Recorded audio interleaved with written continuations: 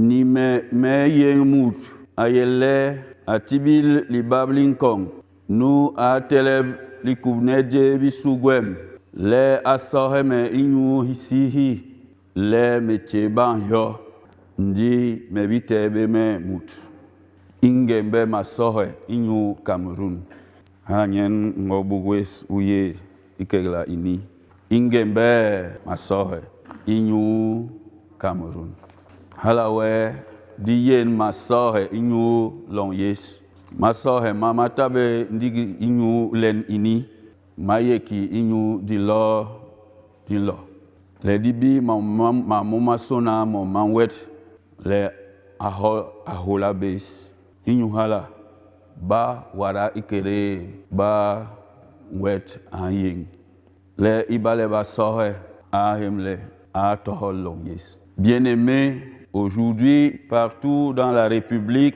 et dans les représentations diplomatiques de notre pays, l'heure est au vote pour désigner le président de la République du Cameroun. S'il s'agit du choix d'un homme ou d'une femme, il est tout aussi question de la destinée d'une nation. Dans les textes lus, il y a un enjeu national, une situation qui touche Israël. Et Dieu lui-même indique la voie. En Ézéchiel chapitre 22, verset 30, nous lisons « Je cherche parmi eux un homme ». On pourrait aussi dire une femme, un jeune, un enfant, un vieillard, une vieillarde. Je cherche parmi eux quelqu'un qui élève un mur, qui se tienne à la brèche devant moi en faveur du pays, afin que je ne le détruise pas, mais je n'en trouve point.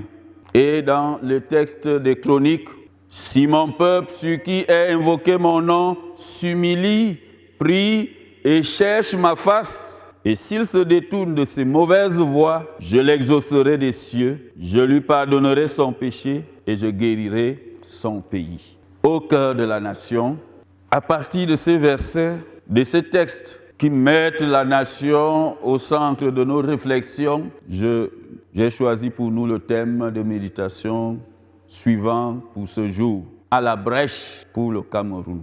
À la brèche pour le Cameroun. À la brèche pour le Cameroun. Nous allons décliner ce message en 3 points.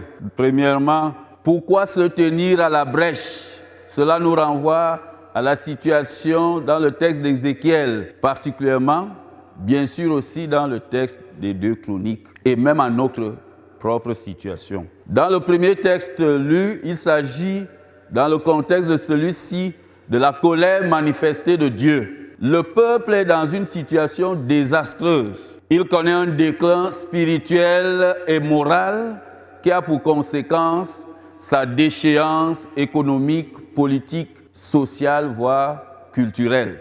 Il se retrouve en exil. Et l'exil, c'est avant tout la privation de sa souveraineté. Ce n'est pas un peuple libre, capable d'orienter sa vie nationale sur tous les plans comme il le souhaite. Il ne peut pas. Il est privé de cela. Comme c'est le cas pour de nombreuses nations africaines. Et cet exil est dû au fait qu'Israël n'a pas laissé Dieu régner. Il n'a pas laissé Dieu diriger son destin. Ainsi, dans une société où Dieu est bafoué, la déchéance spirituelle s'installe. La déchéance morale est là. Elle est manifeste avec des conséquences sur le tissu social et dans toutes les dimensions de la vie nationale. Parfois, nous allons chercher ailleurs les causes de ce qui nous arrive. Elles sont là. Au lieu de prospérer, on régresse et cela se ressent dans le fossé qui se crée entre les couches sociales, mais aussi avec tous les fléaux qui minent notre nation, oui, dont nous sommes souvent témoins et même parfois acteurs. Quand Dieu ne règne pas, la nation souffre. Quand Dieu ne règne pas, la nation souffre. Là où Dieu ne règne pas, le peuple, le groupe souffre. Si vous êtes dans votre famille et que Dieu n'y règne pas, sachez que cette famille va bientôt voler en éclats. Dans le deuxième texte lu, Dieu précise qu'il peut fermer la porte de la prospérité, de l'épanouissement et du bien-être dans sa colère. Nous sommes là dans la prière de Salomon au jour de la dédicace du temple. Et dans les promesses que Dieu fait, il laisse une porte ouverte, porte d'espoir. Et il dit à Salomon, quand il arriverait même que je sois en colère contre vous et que j'aurais fermé le ciel pour qu'il n'y ait pas de pluie, que j'aurais envoyé des sauterelles pour dévorer, que j'aurais envoyé la peste pour vous atteindre, que vous soyez malades, je laisse une porte d'espoir. Et c'est cela la grâce que nous avons avec notre Dieu. Toujours une porte d'espoir. Malgré la colère divine, une porte reste ouverte, porte que nous devons pouvoir emprunter. Bien-aimés dans le Seigneur, Dieu serait-il en colère contre le Cameroun?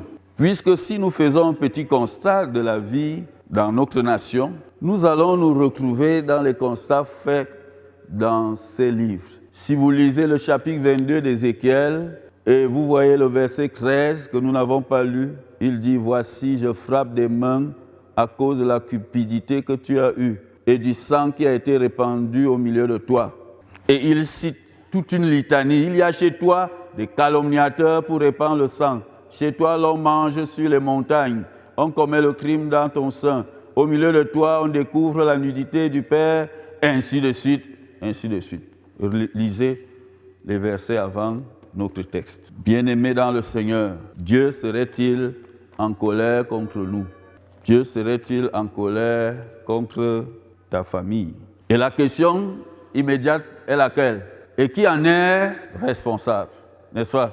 Si Dieu est en colère, qui en est responsable? Le premier texte lu identifie clairement les responsables de cette situation. Dans le texte lu comme dans la partie qui n'a pas été lue, nous pouvons constater ce qui suit. Au verset 27, les chefs sont considérés comme responsables. Ce sont les chefs. Donc, les leaders politiques, les autorités administratives, les magistrats et toutes les structures rattachées à cela, ils sont responsables. Mais le texte souligne aussi, verset 25, verset 26, verset 28. Verset 28, nous lisons « Et ces prophètes ont pour eux des enduits de plaques, de vaines visions, des oracles menteurs. Ils disent « Ainsi parle le Seigneur, l'Éternel. » Et l'Éternel leur a point parlé.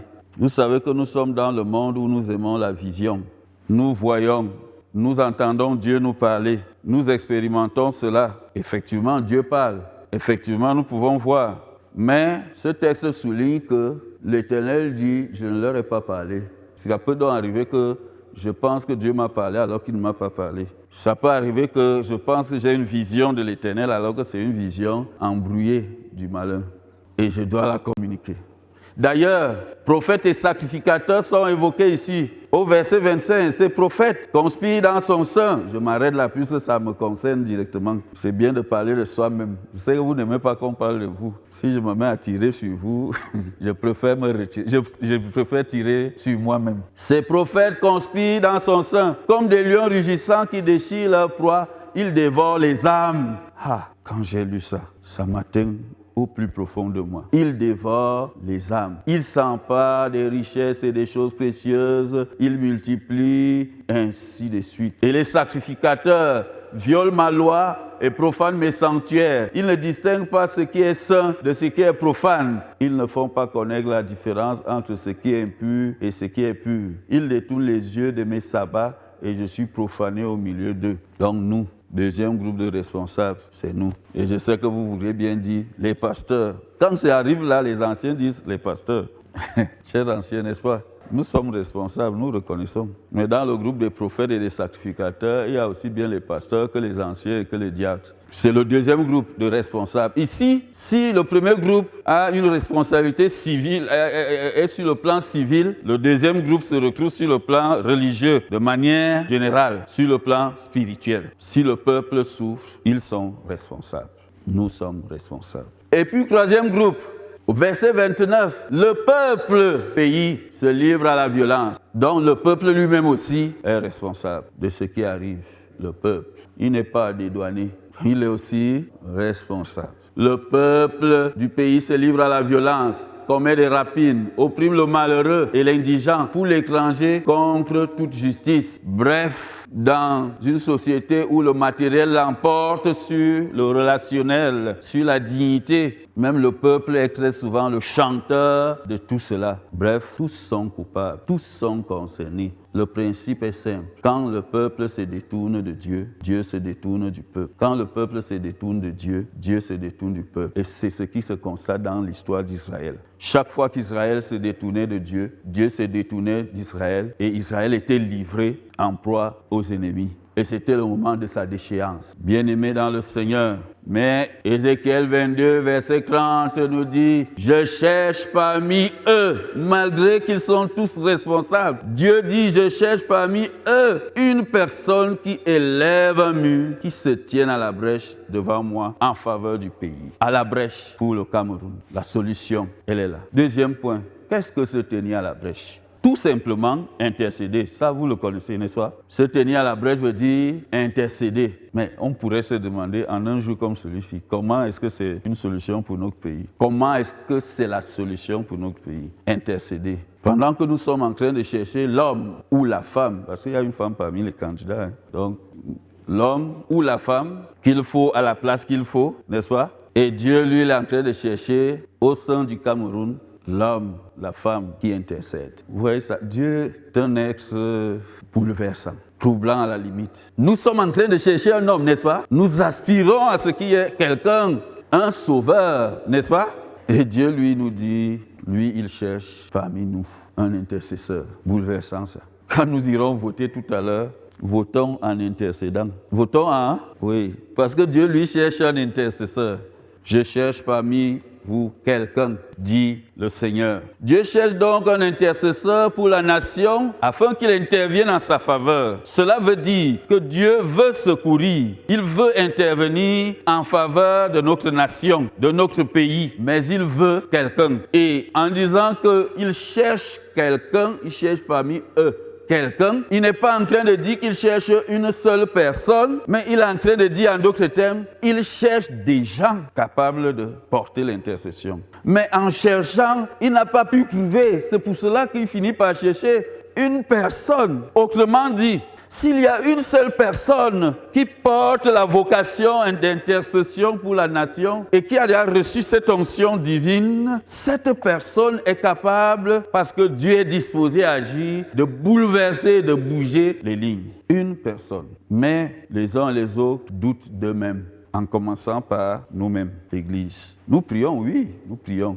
Mais ici, Dieu veut des gens qui intercèdent. Nous allons comprendre ce que veut dire se tenir à la brèche. Bien-aimés dans le Seigneur, la brèche, c'est une ouverture dans un mur ou l'ouverture d'une clôture, d'une enceinte fortifiée. C'est-à-dire que dans le Moyen-Orient ancien et même au-delà, dans les peuples, chez les peuples anciens, les villes étaient bâties avec des clôtures. Donc les villes étaient sécurisées pour être protégées. De telle sorte que, c'est cela qu'on appelle une ville fortifiée. De telle sorte que, lorsque l'ennemi viendrait, il bute d'abord à ce mur. Et il y avait là des sentinelles chargées de veiller pour que s'il se rend compte qu'il y a un ennemi qui arrive ou une troupe de guerriers qui arrive, il alerte les autres pour qu'ils se mettent en situation de combat, de guerre. Ce thème donc est un thème de guerre, de combat. La brèche, c'est cette ouverture. Ainsi, bien-aimés, il est question ici de sécurité. Il mettait en place un système de sécurité pour la protection de la ville, de ceux qui y résident, pour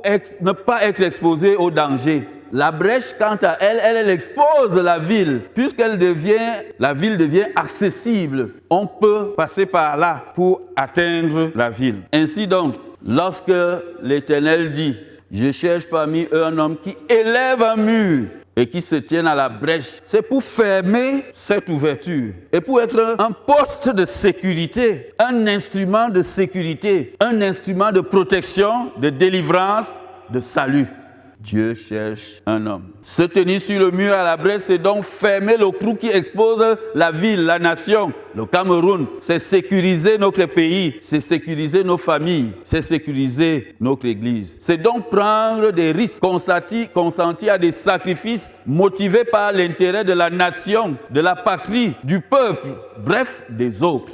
On est prêt à se tenir là, même si les flèches des guerriers pourraient venir nous atteindre. Intercéder, c'est donc cela, se tenir devant Dieu en faveur des autres. C'est être un médiateur comme Moïse l'était en face du peuple rebelle, par rapport au peuple rebelle en face de l'Éternel. Dieu a voulu punir le peuple et l'exterminer plus d'une fois, mais Moïse intercéda. Comme Daniel, lorsque le peuple a fauté contre Dieu, Daniel se lève et il intercède, comme Néhémie. Et chaque fois qu'il y a une intercession, celui qui intercède ne se dédouane pas. Il dit, nous avons péché. Il fait du péché de tous son péché. C'est pour cela que vous comprenez que personne n'est à mettre de côté. Nous sommes tous responsables. Et nous sommes donc interpellés à être ces porteurs de cette intercession, comme Jésus qui a pris sur lui de porter notre fardeau, nos fautes. Se tenir devant Dieu en faveur des autres, s'humilier devant Dieu, parfois avec des jeûnes pendant des jours, pour réclamer le secours divin dans une situation précise. Celui qui intercède est animé de la compassion et cherche à genoux le secours de l'Éternel pour le bien-être des autres. Dieu cherche un homme, Dieu cherche une femme qui prie. Les solutions économiques, politiques, militaires ne servent à rien sans l'onction divine. Moi, j'ai de temps en temps suivi la campagne électorale. Chacun est très bon. Les propositions sont vraiment formidables. Si vous avez suivi comme moi, il y a des propositions formidables. Et puis, les autres sont toujours mauvais, médiocres, en campagne électorale. Mais, bien aimé, une personne pour le Cameroun. Dieu cherche une personne pour le Cameroun même, à travers l'élection de ce jour. Un homme, une femme qui se sacrifie pour l'intérêt supérieur de la nation.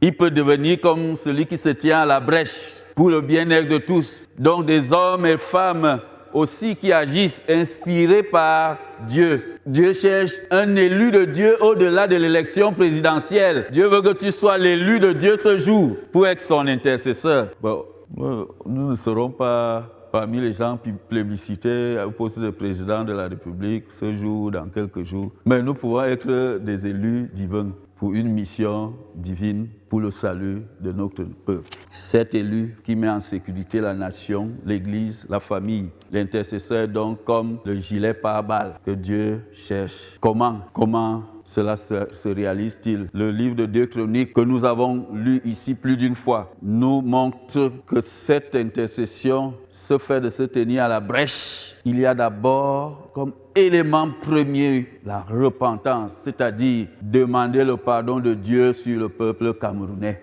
Demandons le pardon de Dieu. Que Dieu purifie notre terre. Une terre qui n'est pas purifiée ne peut pas prospérer, quels que soient les gens qu'on va changer et mettre ici et là. Mais une terre purifiée par l'Éternel prospère. Nous avons besoin d'une terre qui prospère, une nation qui prospère. Il faut que cette terre soit purifiée par le sang de Jésus-Christ. Au niveau de ses dirigeants sur le plan civil, au niveau de ses leaders religieux et donc de notre Église, l'EPC, que Adna soit un des instruments d'intercession pour la nation. Au niveau du peuple, des tribus, des régions, afin que la voie de la prospérité soit là. Ce sera la guérison pour notre nation, dit-il. Et cela associé à des attitudes d'humilité et non d'orgueil.